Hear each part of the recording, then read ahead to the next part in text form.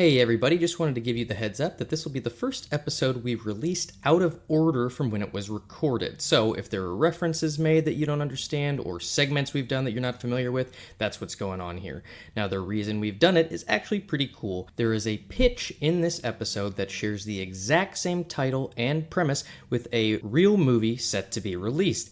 The coolest thing about that is we actually recorded this episode before that movie was announced, and basically we just wanted to brag about that as soon as we possibly could. To that end, I will also be providing photographic evidence on our Instagram. Now, I understand that there are some cynics out there that are probably saying, well, that movie was well into development before you recorded this episode. What I say is, sorry Hollywood, scooped ya.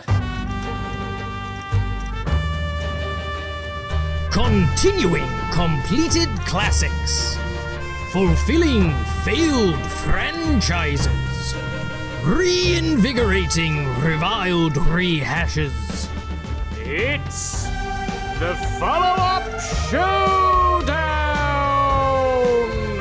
With Paul Getz, Travis McMaster, and Lauren Picorni. Hello and welcome to the follow-up Showdown 2 Nerds in Quarantine, where we give worthy second chapters to stories that don't have them.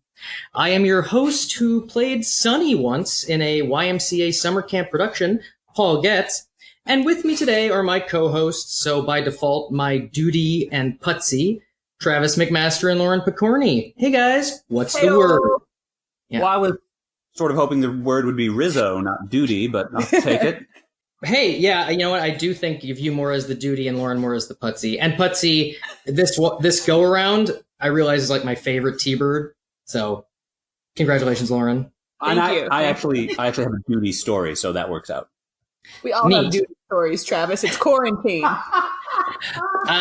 If this is your first time joining us, the way it works is we take a movie with either no sequel or a sequel that, quote-unquote, bites the weenie, and each spin our wheels in an attempt to come up with a better one. And on the best of summer days, we do this with the help of our guests, who today are near and dear friends to all of our hearts. He is an avid Grease hater, while she is a self-proclaimed Grease 2 defender, Tony Interdonato and Chris Newell. Hi, buddies!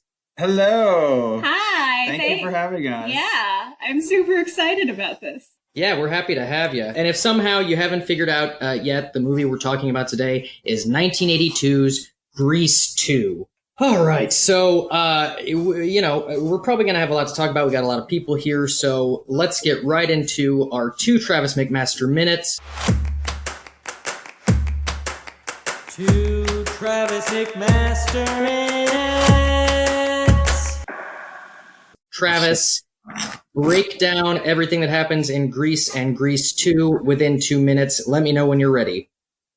As I'll ever be, Coach. And go. So Grease opens with Sandy and Danny on a beach having just concluded their summer romance, and then we kick into a wonderful dedicated animated intro, which not enough movies have. The plot of the following, just Grease, is pretty easy. Danny shows up at school, and he's like a tough rockin' T-bird, and then Sandy shows up at the school as well as a preppy Sandy, and she falls in with the pink ladies who are like the T-bird tough girls. Neither of them know that they are at the school now, and Danny has sort of pretended to be a nice boy over the summer, and he's got a rep to protect. So Rizzo, being Rizzo, introduces the two of them publicly and just watches everything fall apart as Danny tries to be a high school boy and Sandy tries to be a high school girl, and everyone's feelings get hurt. And there are a lot of lovely songs along the way. And then I think they all die or something.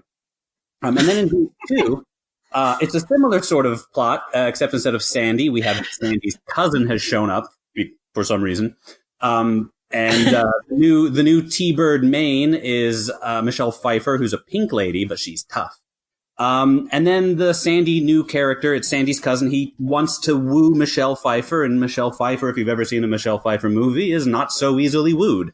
And he spends the entire picture building himself up to be a badass for her while she falls for his soft, gentle side. Then at the end of the movie, she realizes she can have her cake and fuck it too, and then everybody has to go up. The end. Okay. Yeah, not bad. You had 30 seconds left. really think you could have just given the ending of Grease, which is that they both essentially change for each other. Danny changes for Sandy, and then Sandy surprisingly takes a turn where she changes even more so, I guess, for him. And I assume we'll get to that. I have a lot of thoughts about that, as everyone does, I'm sure.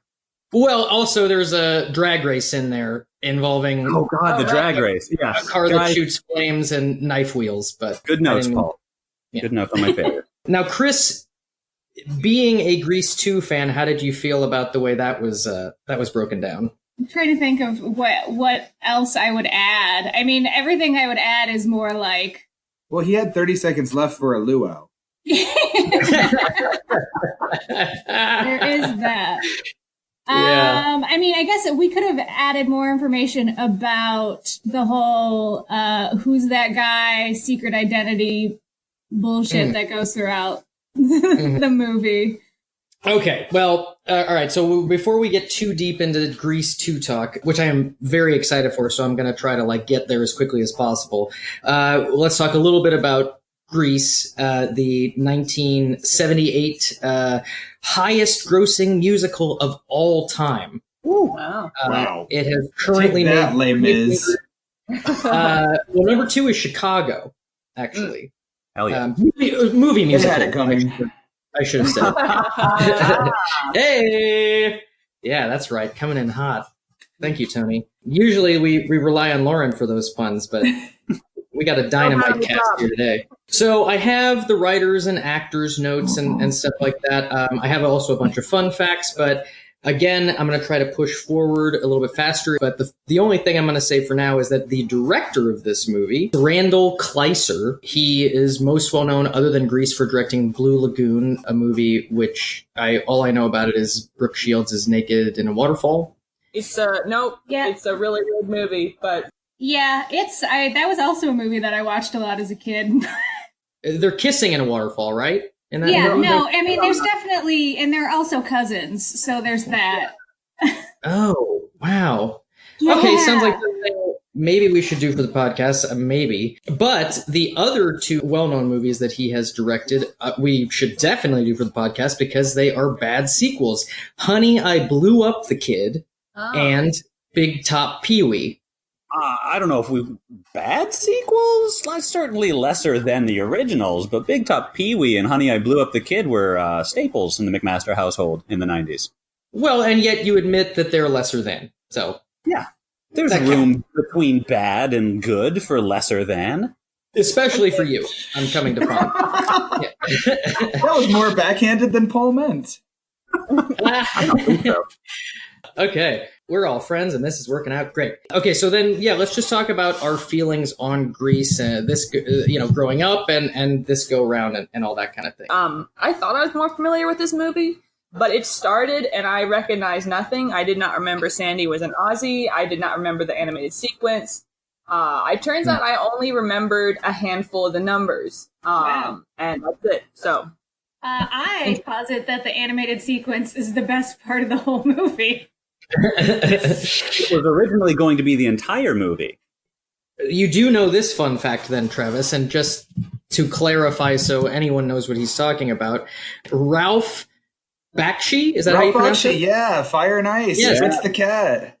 Yes, He originally attempted to buy the rights for Grease to do a full-length animated musical, but when his writing partnership fell apart, he gave up the rights and wound up making Lord of the Rings instead. Huh. Crazy. Nice. Win-win.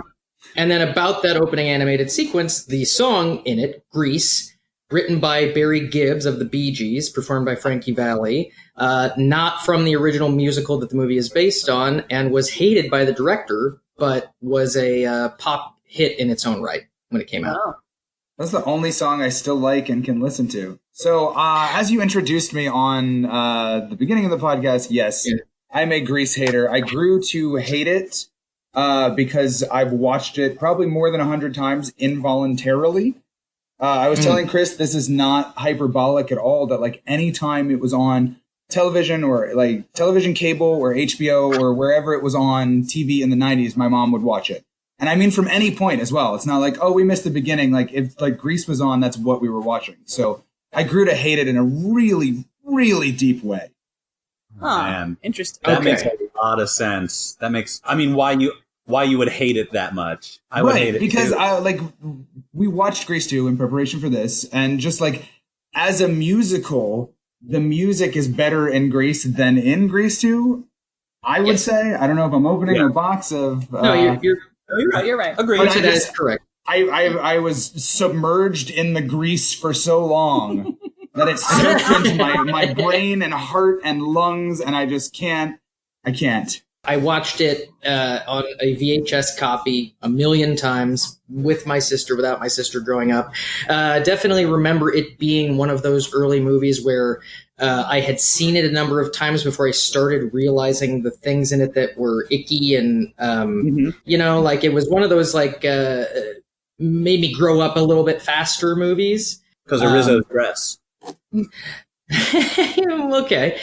She looks great. She looks great.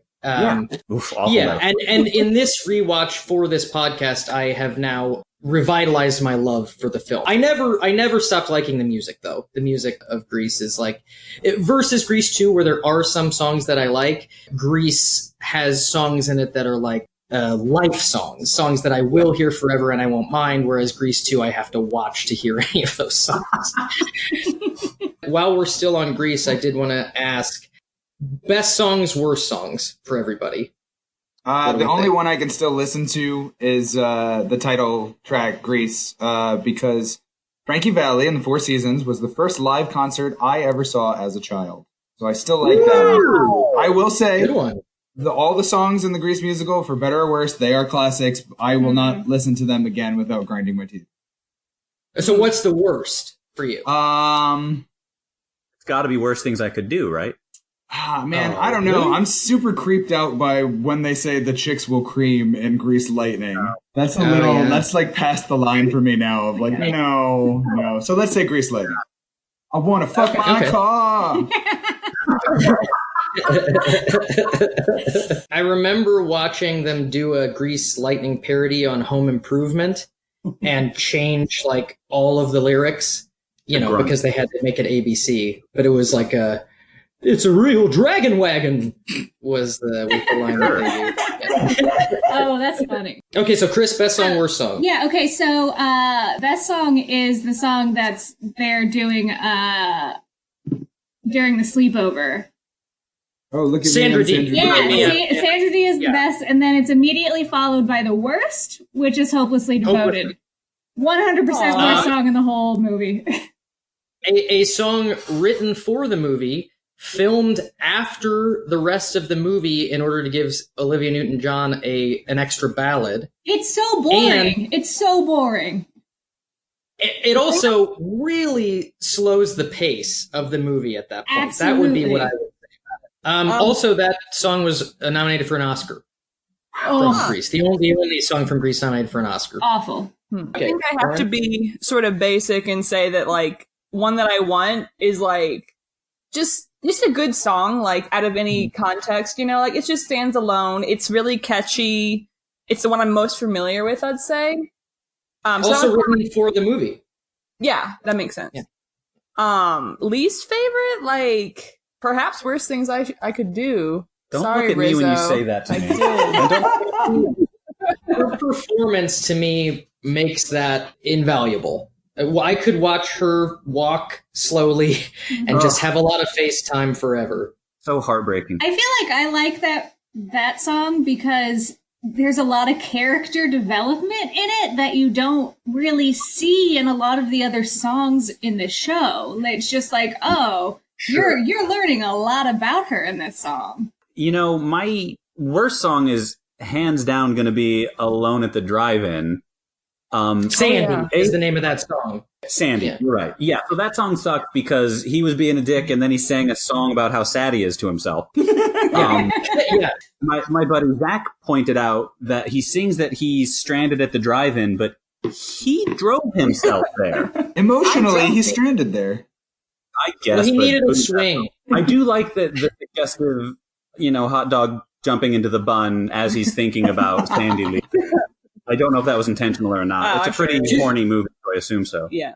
I tell you what, in general with this movie, it was one thing where I was like, in getting prepared for this rewatch, I was ready to sort of like look at, like just sort of defend it to myself as this sort of movie that is about adolescent cruelty and that kind of thing. But really, it's about how Danny Zuko is just a piece of crap whose friends... Yeah, like he's got some chucklehead friends who might give him some shit, but they're idiots who he could tell to shut up at any point he wants. And his best friend, Kaneki, is super supportive of it.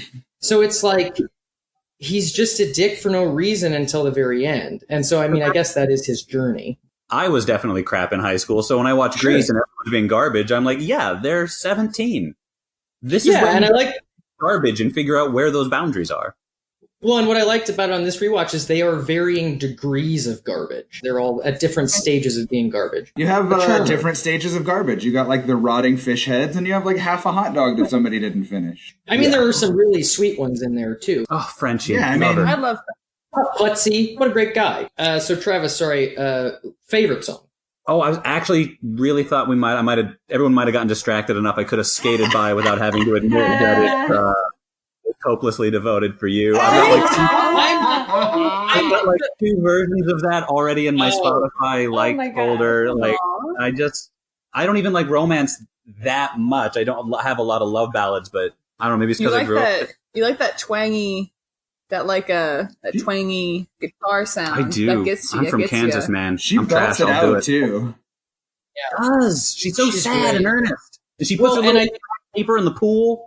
She's so outstandingly good as a singer that I feel like John Travolta's method for keeping up is to make his voice do really unnecessarily weird things with every song he sings. But, if you're saying he delivers a delightful and varied performance song-wise to sort of counter Olivia Newton John, like expert, like, yeah, he definitely gives us a varied performance. It's a wonderful, wonderful movie. Good point, Paul.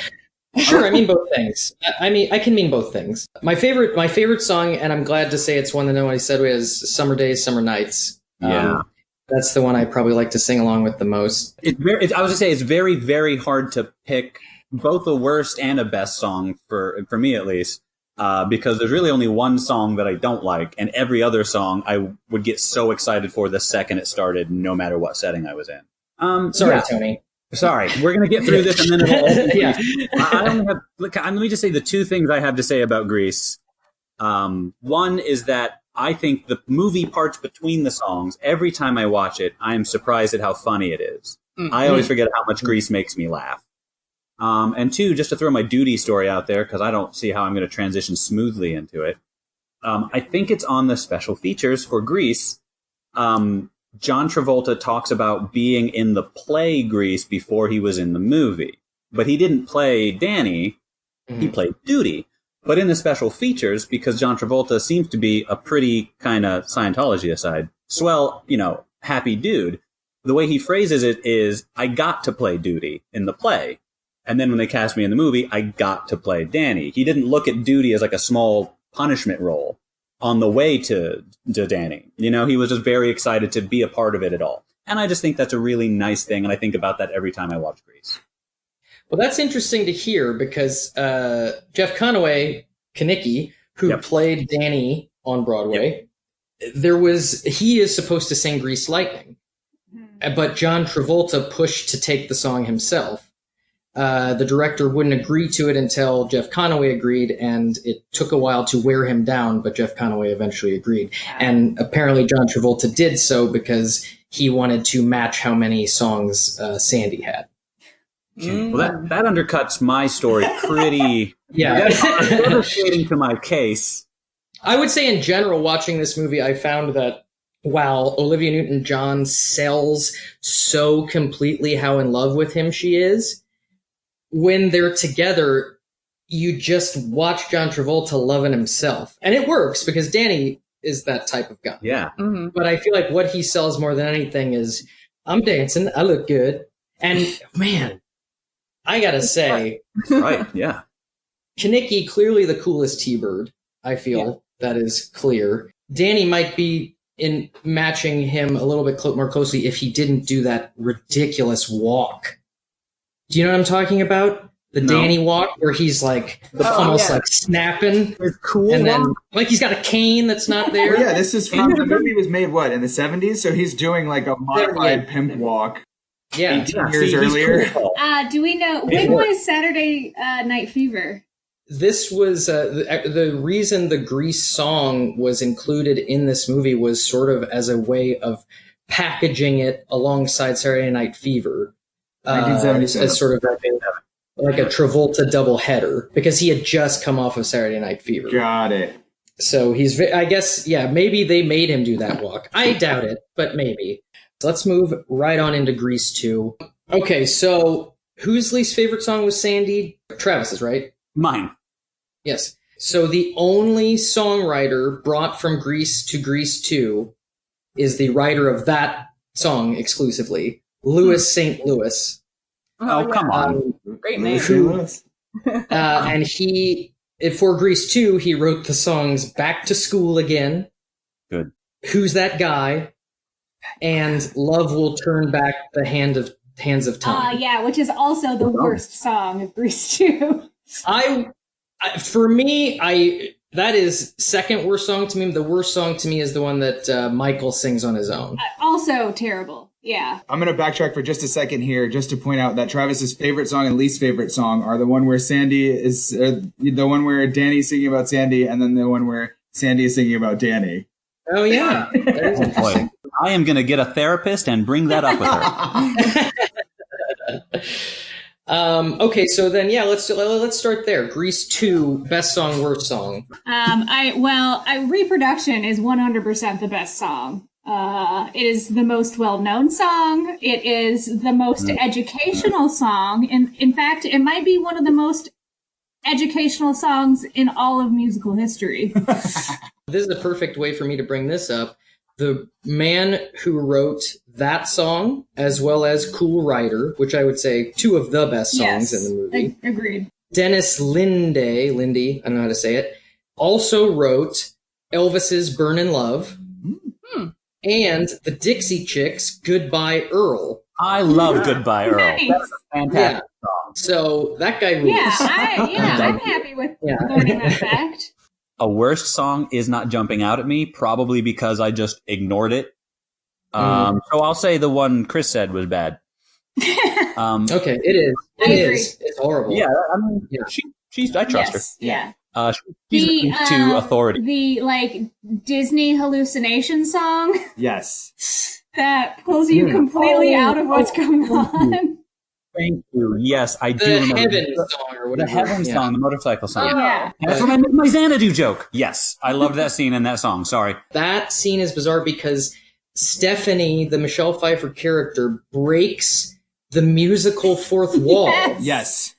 by singing to no one by herself and singing a song in front of a crowd during a talent show, and wins the talent show with that song that is for no one. Yeah, she has a psychotic break in public where she just stops performing and it's so funny how, in a musical you suspend disbelief that they are singing, but that's normal or people don't notice it. But this is when they were performing in front of a group of people and she just has a complete mental break, falls to her knees and stares off. I guess starts singing to herself, and the band is just like, I don't know, keep playing. Keep playing. She's singing. Also, her eyes are unfocused. Also, that song is a duet. So in theory, you're not hearing half of the song. Also, Frenchie's vocal is weirdly relegated to being like Jiminy Cricket for him. Like, nobody else really sees her, interacts with her. They're not like, whoa, she was a pink lady, cool. It's like, no. Well, and I could talk about just Frenchie. Okay, I'm sorry. I took us off track. We're still doing best and worst songs. Okay. I find myself just drawn to Cool Rider, and I swear not most of it, but a good half of it has to be Michelle Pfeiffer bopping along at the end to herself for like 20 feet off. And she's just like to herself, like, fuck that guy. I'm going to sing. And at that point, she's spelling the words. Yes. I also you can hear it going on very faintly for the rest of that scene. Speaking of songs going on very faintly, the fact that after singing "Who's That Guy," the disguised Michael and Stephanie are left alone out in the parking lot, and you can faintly hear everybody still inside the bowling alley still singing the song. So they're still saying to each other, "Who was that guy? Remember that guy?"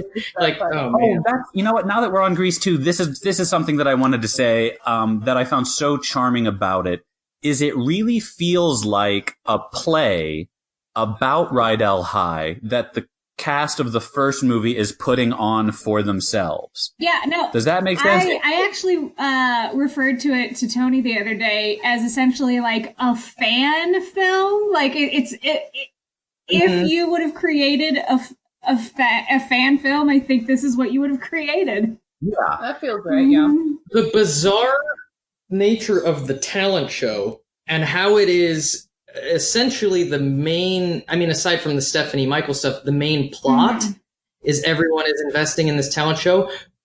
Why is never really explained. Yeah. Except for the Goose vaguely wants some records that he doesn't get.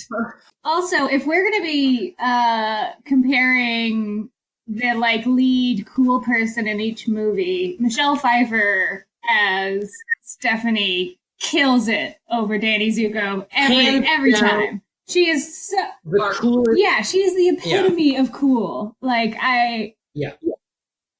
And the pink ladies in general are cooler in 2 overall than the T-Bird.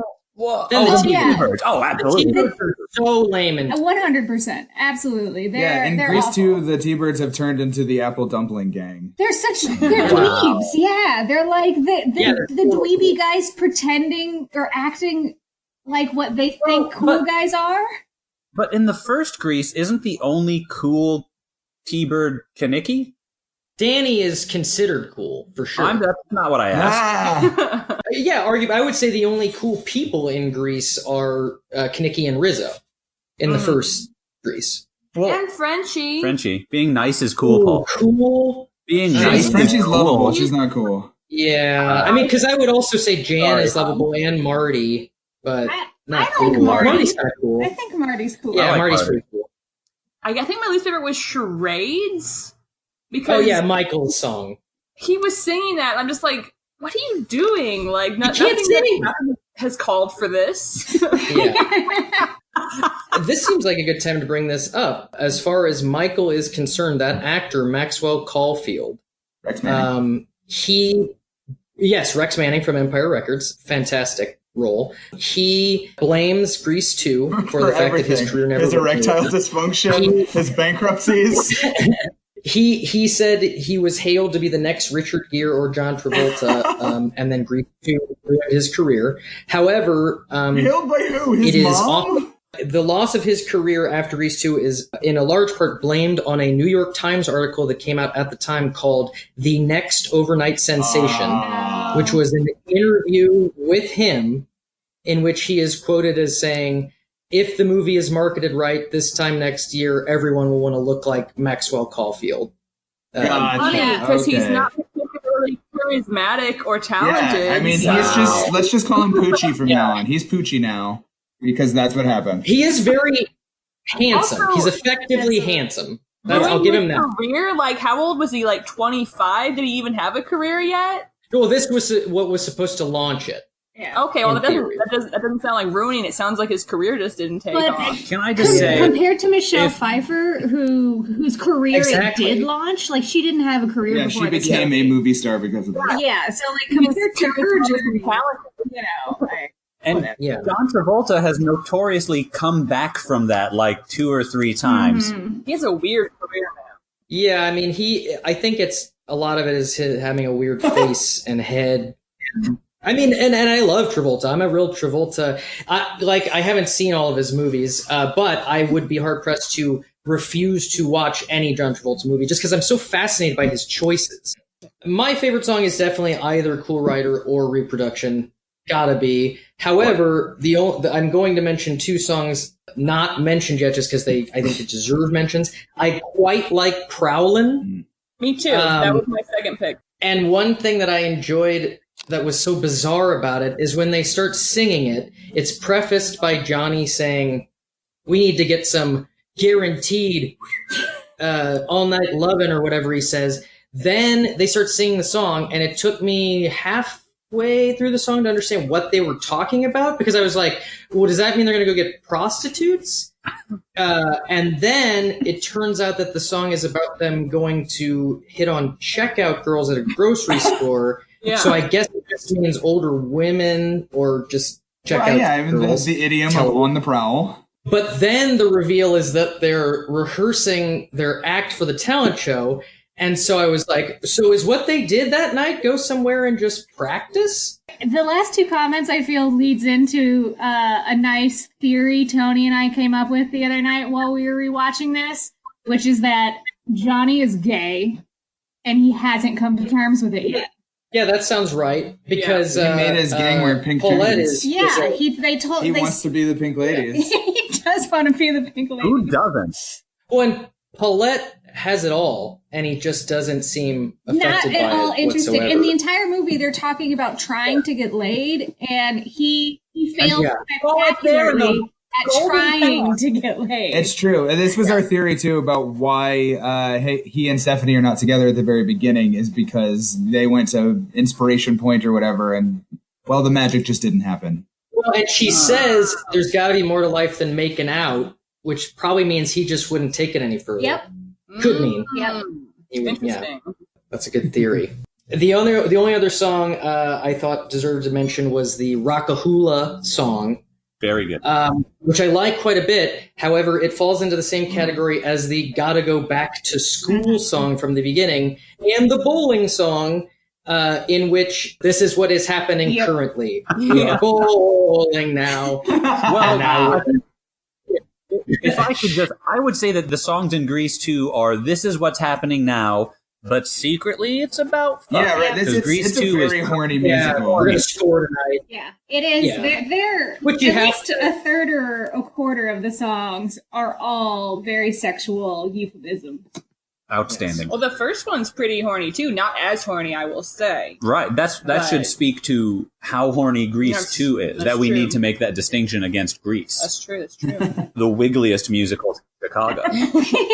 Okay, so then, factoids I have about Grease 2 that might be interesting. It was written by a man named Ken Finkelman. Perfect name for the writer of Grease 2. Mm-hmm. And I think we might potentially do him on the show again because he also wrote Airplane 2, the sequel. Yes. Oh. And he was writing both movies at the same time, which is why Grease 2 is so silly. It was not a finished script when they started production, which is a part of the reason that Frenchie is in it and then not in it, because she was in the draft that they started with, and then halfway through they decided to drop her. And they let her know, but then they kept the scenes they'd already shot. Weird. Yes. And I love how vaguely Frenchie, well, her reason for being there makes no sense. And I love that when she gives her reason for being there, the character Michael says, makes sense. Yes. They had to confirm it or it wouldn't be real. I won't question it. When Michael asks her about Stephanie, and she says, Stephanie, she's one of my dearest... and then doesn't finish her sentence. And I assumed she was going to say dearest friends or closest friends, but it's like they speak. And then there is a scene that they're in together, but doesn't read as dearest closest friends. I'd forgotten about that, but it did stick out to me at the time. Yeah, really weird. So it was directed by Patricia Birch, who was the main choreographer of Grease. This was her first directorial effort and her only directorial effort. Oh. She did music videos and stuff, but never a movie again after this. Sad. And then in terms of where things went from there, with the release of this movie, it was planned to become 4 movies. There were plans to make a Grease 3 and a Grease 4. But when this one tanked, those plans went by the wayside, and Disney ended up adapting the unused script for the 3rd movie into High School Musical. Wow. Wow. Guys, I mean, I wonder to what degree they adapted it, probably a pretty large degree. But yeah, pretty interesting. Michelle Pfeiffer did all her own stunts, so her transitioning on the motorcycle and all that was her. Wow. That was for I real. gotta go buy another ladder real quick. And my other fun fact, the twin cheerleader girls. Yeah. Wayne and Liz Segal, they were each hired by separate casting directors for separate auditions. One of them as an extra, one of them as a cheerleader, and then when it was discovered that they were twin sisters both working on the same film, they created the twin sisters. That's hilarious. I know. I love that story. Is That's this great. a good lead-in to talk about how the one teacher is a secret eugenicist or eugenicist? Because she says, those Yes. are my Oh, girls up there. That's some good breeding. Yeah. And then later, when she says, those are my boys, she's like, good, clean-cut American boy. Like, she's a eugenicist. Like, is she the biology teacher, too? Yeah. What teacher is she? Is she just the... Yeah, she stopped by biology. Okay. But, I mean, yeah, that teacher, she's clearly real concerned with breeding. My thinking on that and her was, if it was 1962, and given her general age, I was like, what was she doing 20 years ago that she's so concerned with breeding and stuff? Yikes. You know what I mean? In which she comes into the classroom with the substitute and the whole classroom goes nuts singing that song. There are two teachers in that classroom. The whole song I was singing, control your class! Like, do something, because it only gets worse and worse. That whole song, I was thinking, did Michelle Pfeiffer not want to be on set? Because she's only in like a couple of shots and you don't see her really in the wides. Yeah. And I was noticing and curious about that. I think that is just to show her character is, occupied mentally elsewhere. She's definitely over what's going on in school and can only think about the masked rider. Yeah. I'll buy that. Mm-hmm. Any more thoughts on Grease 2 before we move into the pitches? Yeah, my only thought on Grease 2 is one of the reasons that I love it so much is that I feel like it's essentially a spoof of the first movie.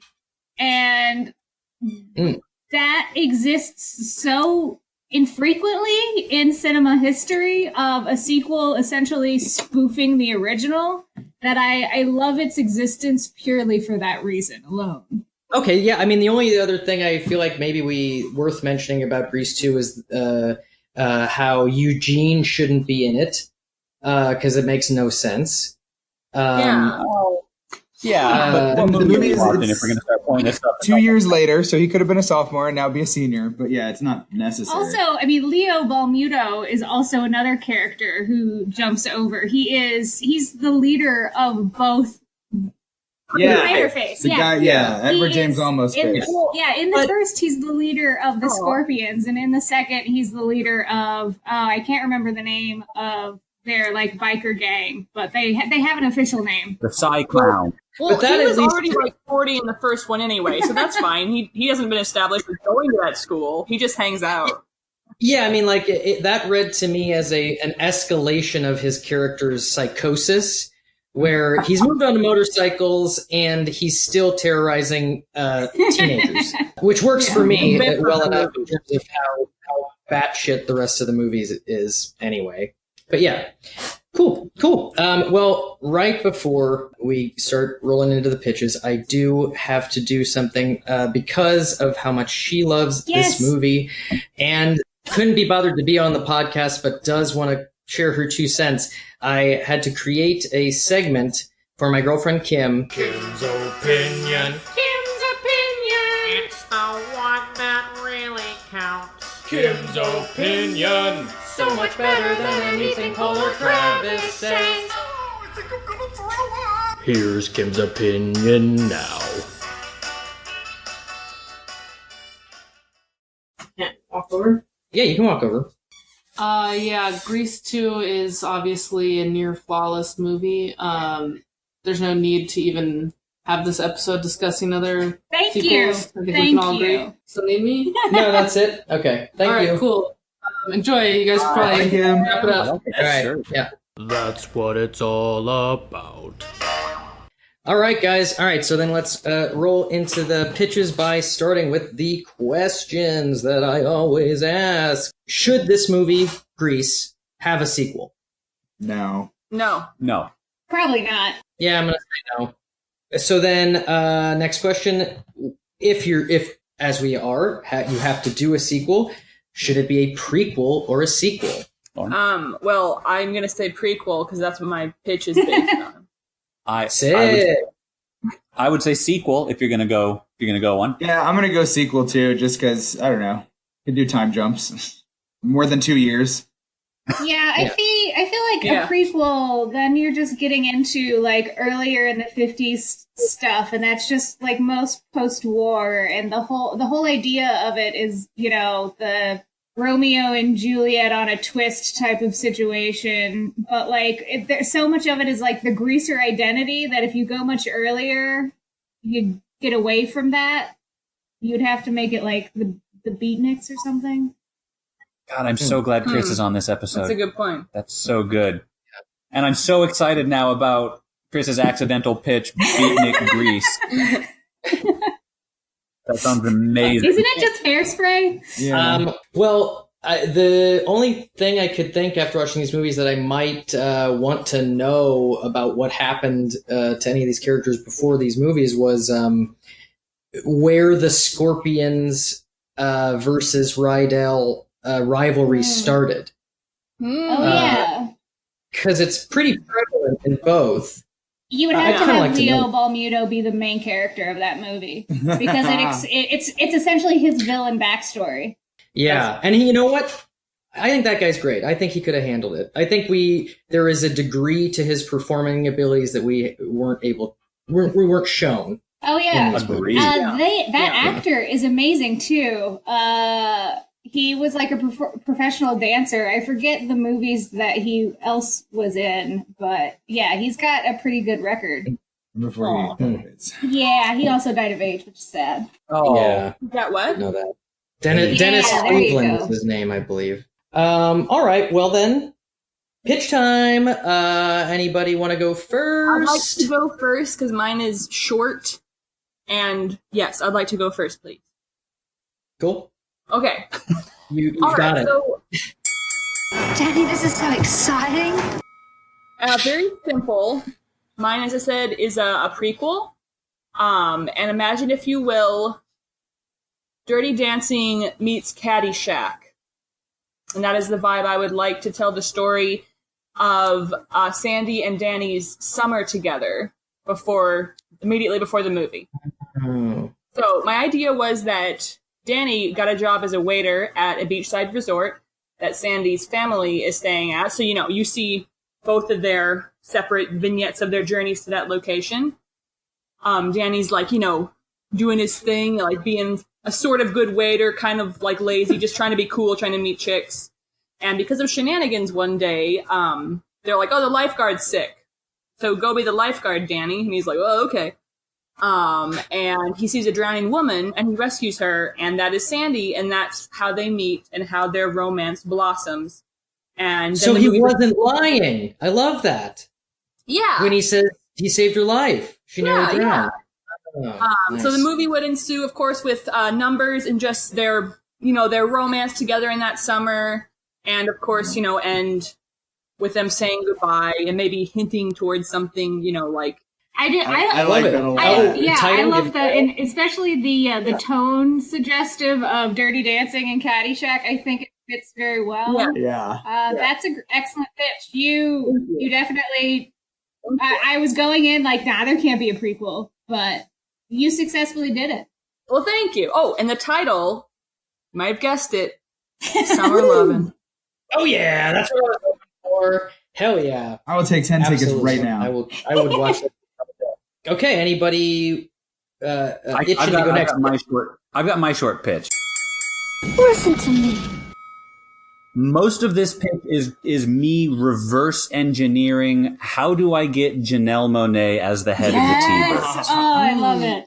So obviously, instead of a little like car or motorcycle, it's a little UFO. It's Grease 2 or 3, wherever you need this on the timeline, and it's set 1,000 years in the future on Mars.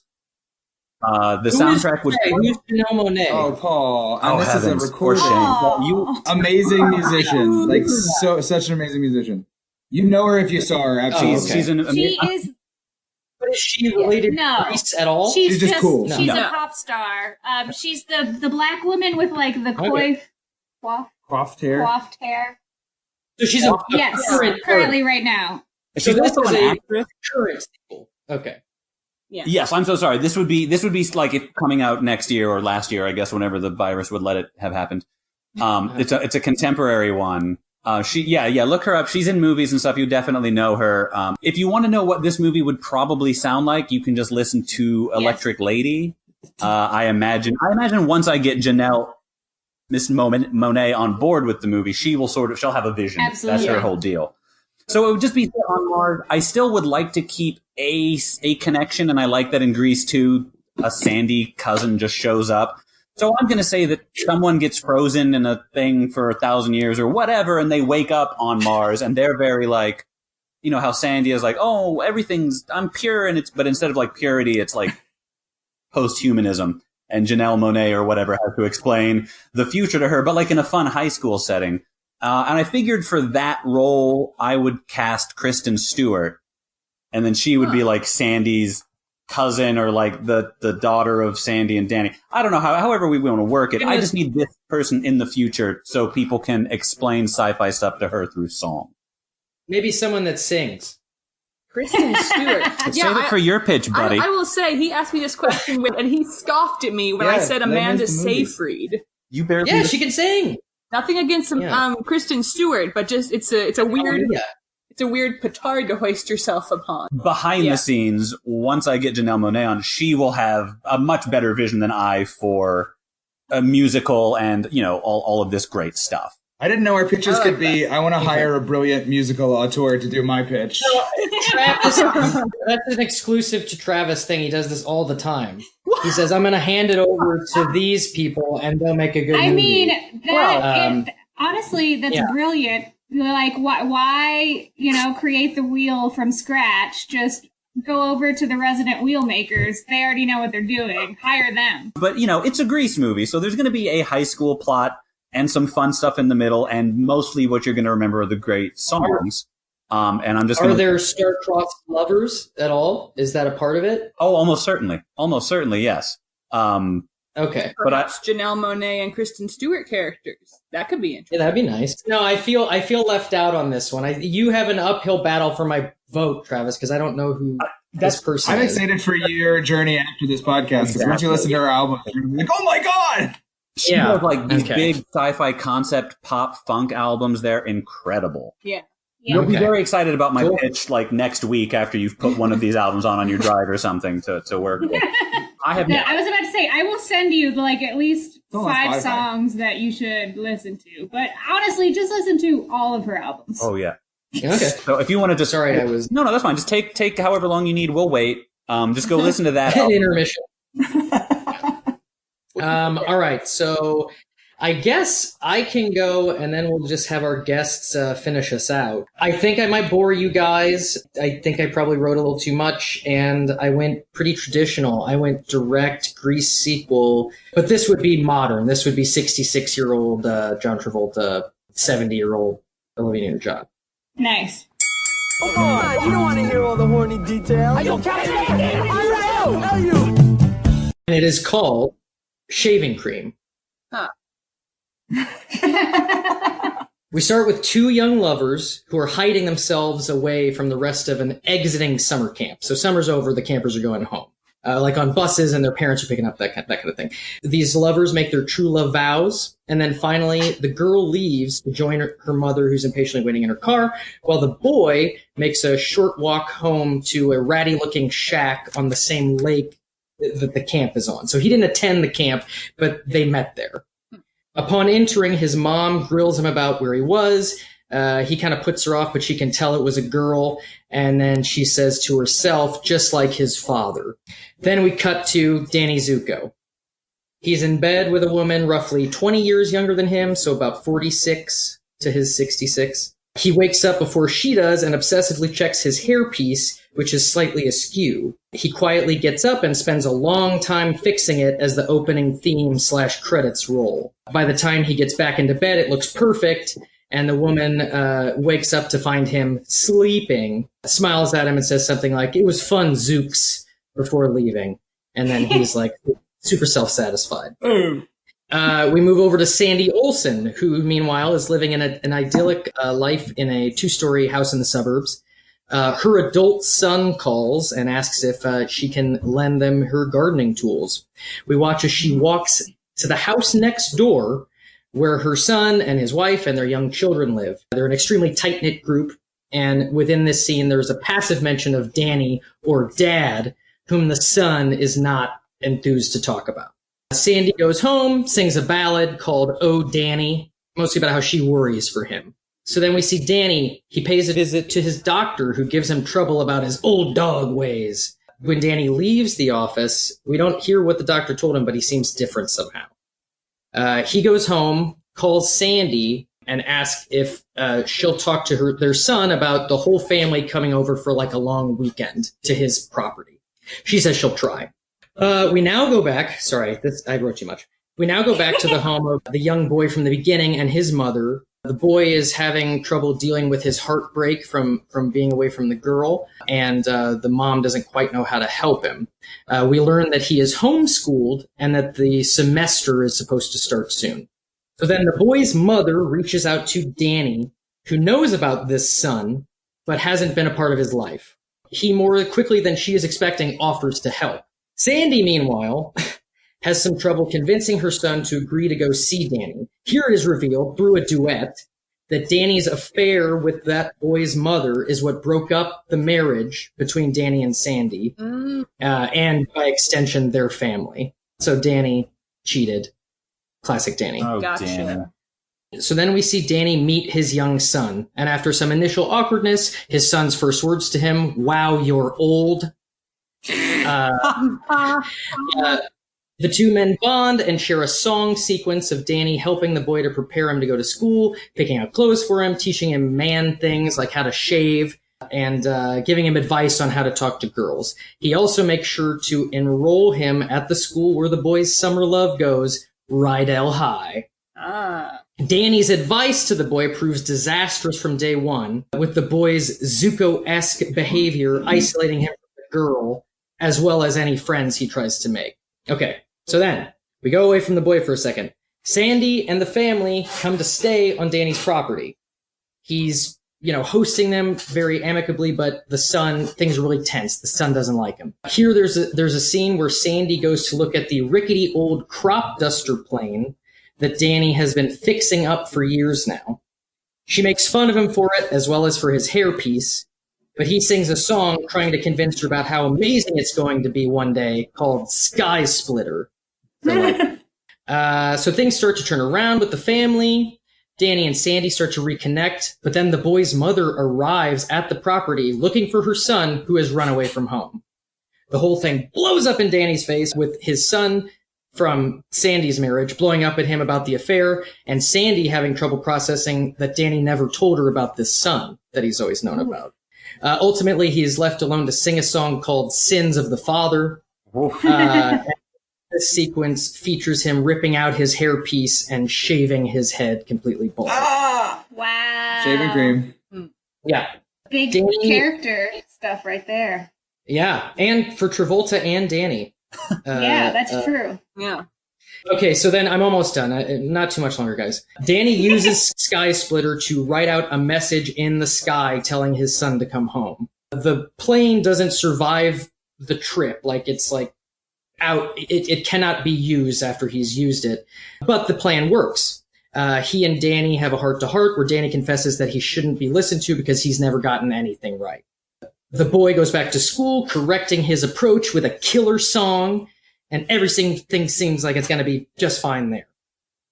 Some amount of time later, Sandy comes to see Danny, who is in the hospital going through chemotherapy.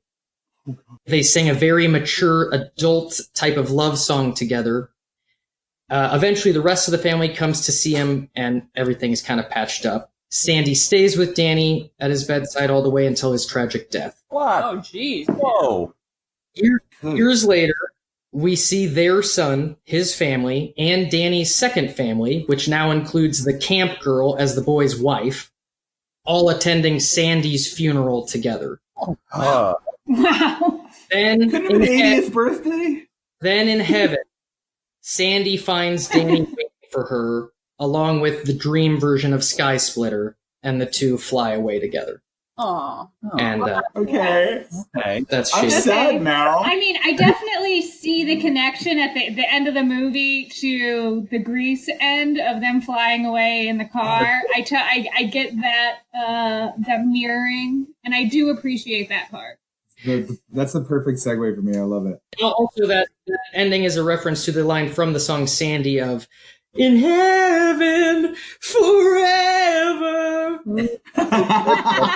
I love that you think Danny Zuko would go to heaven. He's changed a lot, okay? He's done some work on himself. He shaved making his him head. so right. Yeah.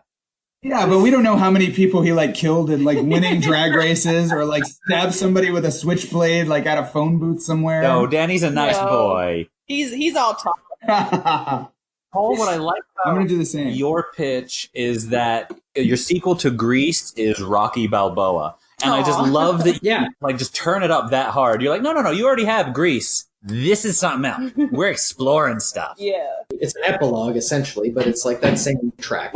I think it's going to challenge a lot of people, though, because a tonal shift that hard is, it's always... Well, that's why I tried to put in the peppy song. But yeah, the songs would, of course, be a key element. I think it is implied in every of the pitches that the songs would have to be top notch. Because if the songs are terrible, then the movie doesn't exist. Oh, and another reason Yeah, I keep my pitches on the shorter side is because Paul always does so much work, as you can see. The detail. I mean, but I don't think that helps me. Like, as much as you might like Grease, it's a bit of a slog to have to listen to all those details. Yeah. I think the best pitch is probably in the middle of our pitches, you know. I do get excited when you have something you're really hot about. Yeah. Because I know that means you'll go on a little bit longer, but yeah. Hard with Grease. Anyway.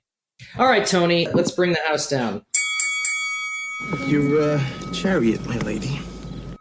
Okay, so we all remember how Grease ended. Yes. Correct? Yeah. They fly fly off in the car together. So, my sequel is a sequel to Grease, but at the beginning of the movie, we get to see the real ending of Grease, which is they're singing We'll Always Be Together, doing the hand jive through the fair, and some lug nut from this traveling circus whips off of a ride and nails Sandy in the head. Oh! So the ending was just her seeing them fly up. Everybody else is freaking out. She's rushed to the hospital. She's in a coma. Holy crap. Cut to coma. Okay, not so bad. Roughly 18 weeks later, Sandy wakes up in the hospital.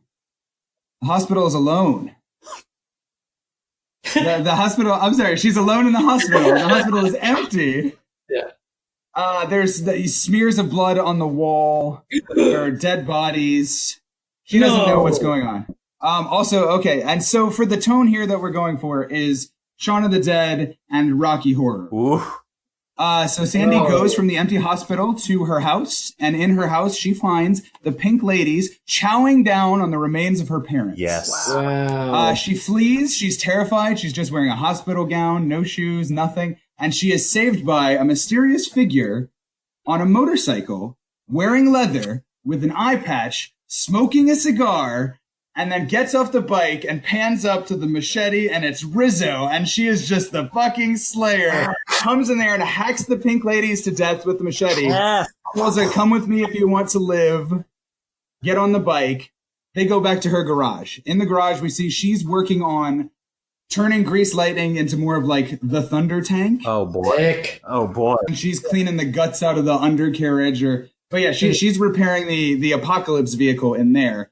And then they have a chance to talk about what happened. The other supporting character we have is so the two of them go back out from the garage. They're making runs. They're looking for supplies. They're looking for survivors. Sandy is freaked out, but she's kind of trying to take it in stride. Rizzo won't tell her what happened to any of the gang. And that's because both the Scorpions and the T-Birds are a roaming zombie biker gang. Like, they team up to like look for people, but they're also still in conflict. So like they might fight each other. They might all come after you. Like if you leave them alone, it's just zombie biker war. The only person they find to rescue is a man in a disheveled white suit with like a messy pompadour, and he's dirty and he's got blood on his white suit, and it is Frankie Avalon, the teen angel, who the radio station ran a contest to get him to come to their town because of Sandy's injury. So he was coming like, so not a contest, but like the radio station organized like a Make-A-Wish, try to get the teen idol to come visit her. And then everything went down when he came to town. So they end up rescuing him. Basically, it seems like the only thing they can do is try to get out of town. So the struggle is trying to get out of this very landlocked area, get away from the zombie biker gang, make it to water, and get on a boat to go to Australia. And I call it Grease 2, Dead and Loving It. Wow. This is going to be a hard one, man. I have one question. Is there a scene in which Sandy has to face zombie Danny?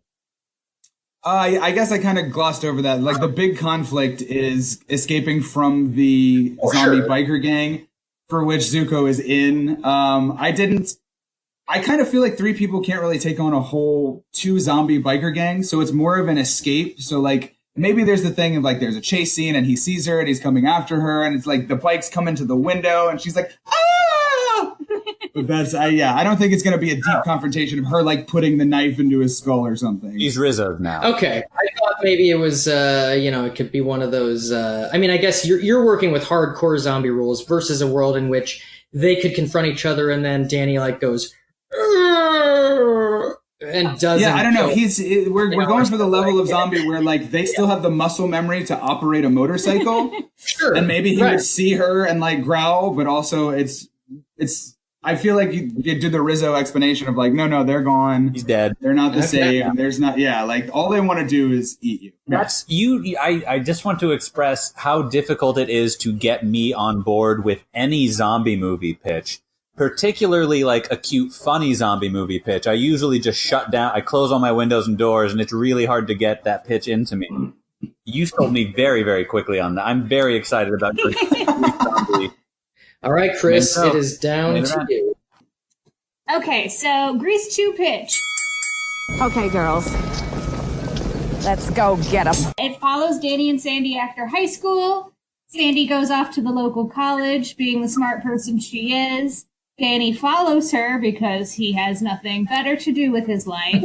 And he gets a job at a local garage in whatever college town, whatever state we choose. Also, Kaneki comes along because he is also Danny Zuko's puppy. So those are the main characters that we follow.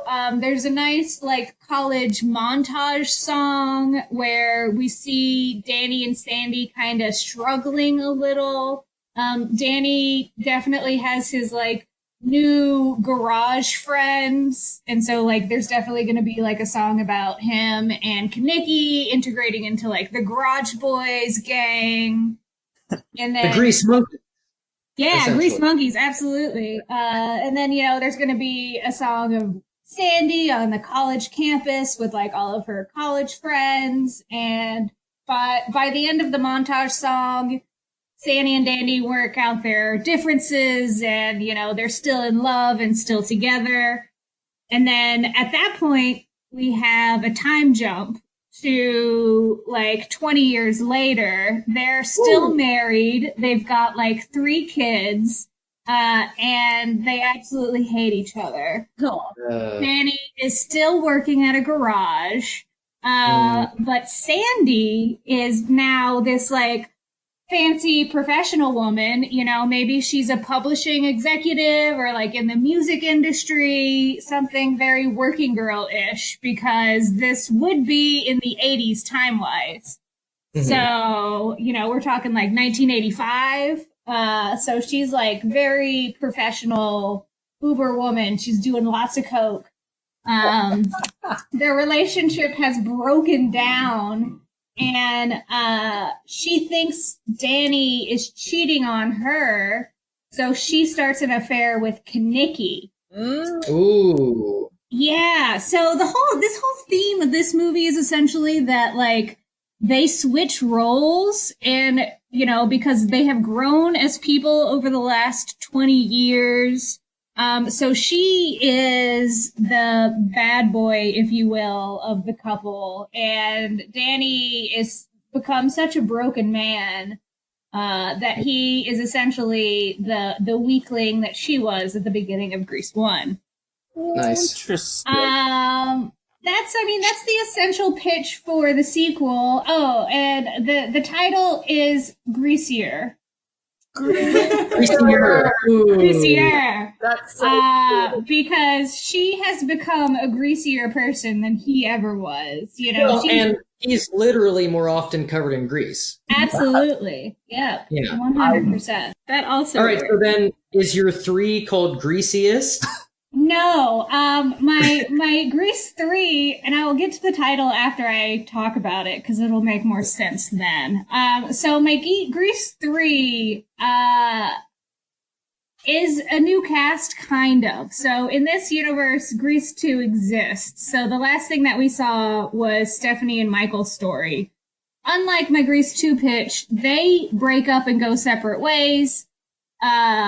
They each have their own families, and the main 2 lovebirds of this sequel are their children. So Stephanie has a daughter, Michael has a son, and they are now in high school. Oh, okay. Or college, or whatever. I thought you meant like Bugsy Malone. Yeah, that's what I thought too, like 8-year-olds. No. They're old enough to be the main characters. So the next generation. And the big, huge, culmination of the movie scene is going to be their wedding day, when Stephanie and Michael come together and they talk about their old relationship, and also because Michael is related to Sandy. Sandy and Danny are also there. So it's going to be a huge group reunion / cameo of all of the cast doing one huge group number, 3 generations of love interests, all in one final song. Like the funeral scene in Wes Craven's New Nightmare. Yes. Or the funeral scene in Paul's Grease Pitch Nightmare. Grease Pitch Nightmare. Okay. So my title for Grease 3 is Son of Grease. Yeah. Which, The original title for Grease 2. yes. Yes. Oh, wow. There is. Yeah, sorry, I didn't mean to cut That's that great. off. No, you're fine. It was perfect. I thought that was perfect. Yeah. Apparently Maxwell Caulfield really fought for them to keep that title because he thought Grease 2 was boring, but they didn't listen to him. Yep. I don't think Son of Grease makes any sense It does though, not. for Grease 2. It sure doesn't. Yeah. Fun fact that kind of links to your Kinnicky Sandy affair in Greasier. Apparently on set of Grease, Jeff Conaway was so smitten with Olivia Newton-John that he became like tongue-tied anytime he saw her. Eventually he married her sister. Rana. Okay. That's weird. John. interesting. Yeah. Speaking of Sean, When close enough is all that matters. All right, well, let's try to zip through this voting process, get this over with, and then we can do some unsung heroes. Our first on the table was Lauren's. Summer Lovin'. yes. Oh, everyone. Okay, a unanimous vote for Summer Lovin'. This is the one. Okay, I don't know. I think I like so it. then next we have Grease 3, Travis's 3 pick. if you're nasty. Janelle Monáe.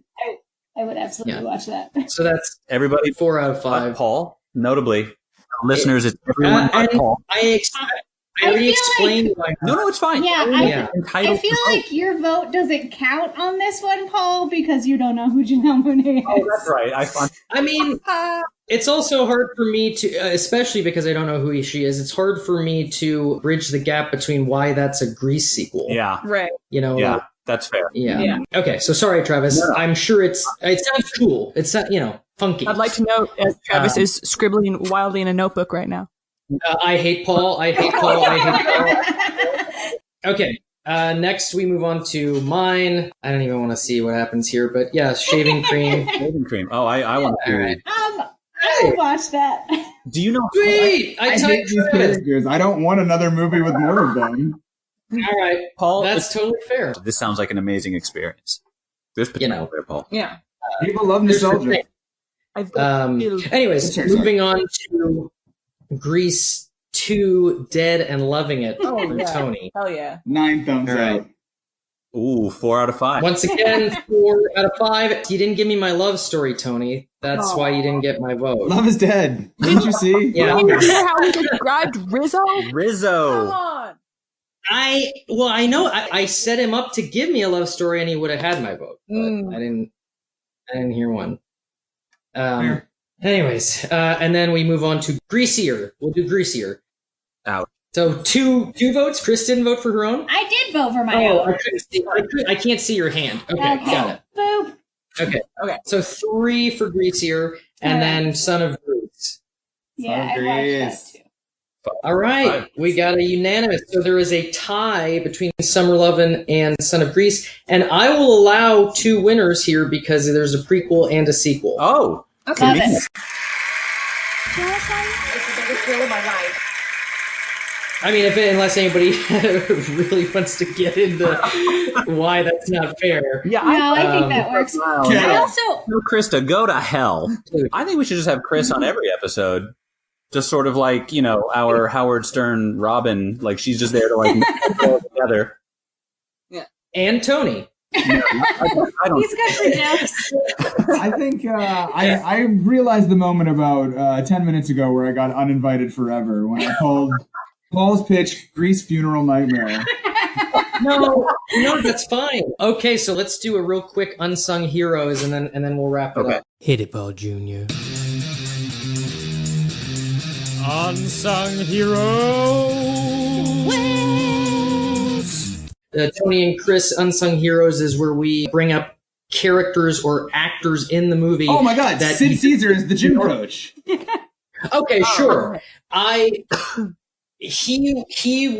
would say be a sung hero because he is a major role. This is more like bit parts that really. Okay, cool. I'll give an example with my example, and I'm sorry, I didn't mean to crap on that because I agree with you. Sid Caesar, you could call more of an unsung hero of Grease too, because from what I saw, they had him for 2 days tops. Yeah, I'm sorry, I thought we were talking about Grease too. We're talking about both. Oh, we're talking about okay, either. okay. So yes, he is an unsung hero in Grease too, even though he doesn't get to do anything. Yeah, exactly. But he's there. He's on your set. Come on. He legitimizes the movie a little bit more.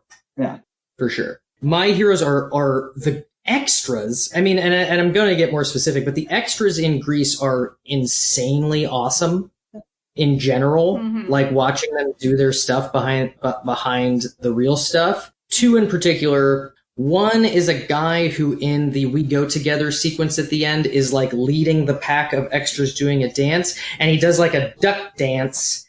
I guess it's more like a Charlie Chaplin dance. That's like, I'm going to jump in if I can, Paul. That was going to be mine too. Yeah. That specific extra for that specific yeah. was so at 100%. Yeah, he popped. My other one was just a moment that came out of nowhere that delighted the hell out of me, which is at the dance sequence. There's a guy who trips and falls during the dance contest, and then his girlfriend immediately starts beating the shit out of him. And her performance is like, you believe that she doesn't know the camera's on, and she's just like mad at that guy. Oh, I loved it so much. I kind of have one. I wouldn't know how to identify him really, but in Grease Lightning, there's like a group of three guys to the side as they're singing, and the one standing up, he's just like sort of standing there, just like giving them like the biggest like what the fuck face, to just like the audacity, and he stuck out to me. I liked him. I did notice that moment this time of them dancing and there being a group of people there not into it, which I thought was fun for music. Yeah. Okay, so then jumping into Grease 2, I have 2 for that. One is the guy who right at the end of Back to School Again very quickly runs up and dives through the school. Yes, I love that guy. And then my other one for Grease 2 is when Stephanie takes off from her garage job with Michael on the motorcycle. Street maps. There's right. And like, everybody's yelling at her. All the customers are being unreasonable. Yes.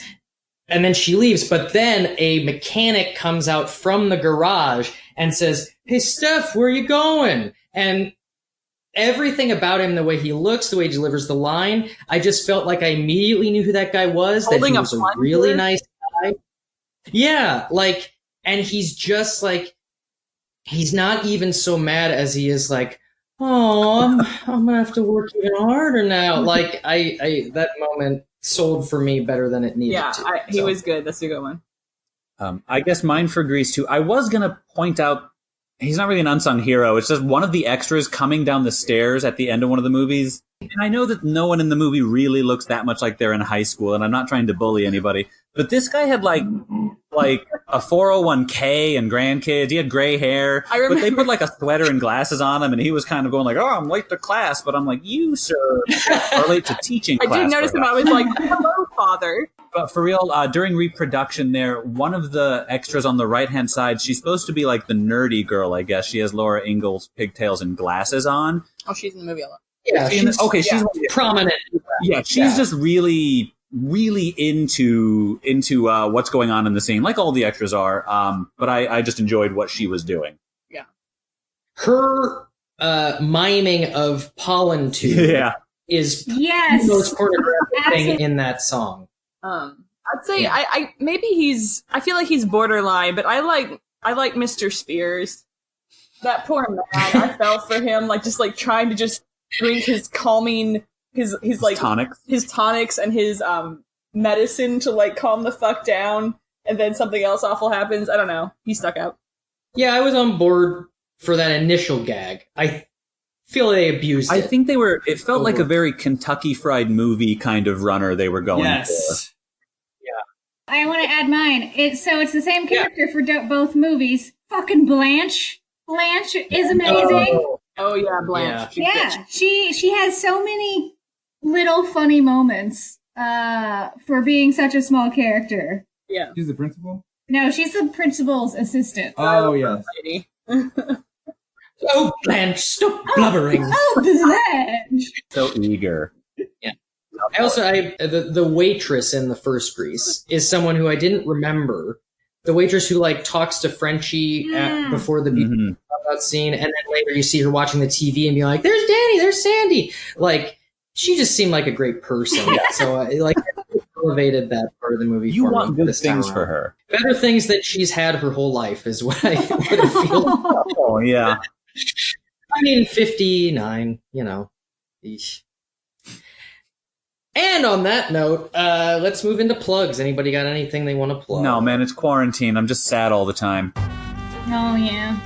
Nothing to plug. I bought some extension cords. Guess just, love yourselves, love each other. I don't know.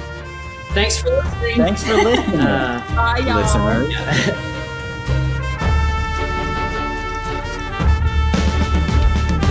On the next follow-up Showdown. The movie we are focusing on is 2019's Little. Today, that guest is none other than Sean Coney. Should this movie have a sequel? No. Did I answer it quick enough? Yeah.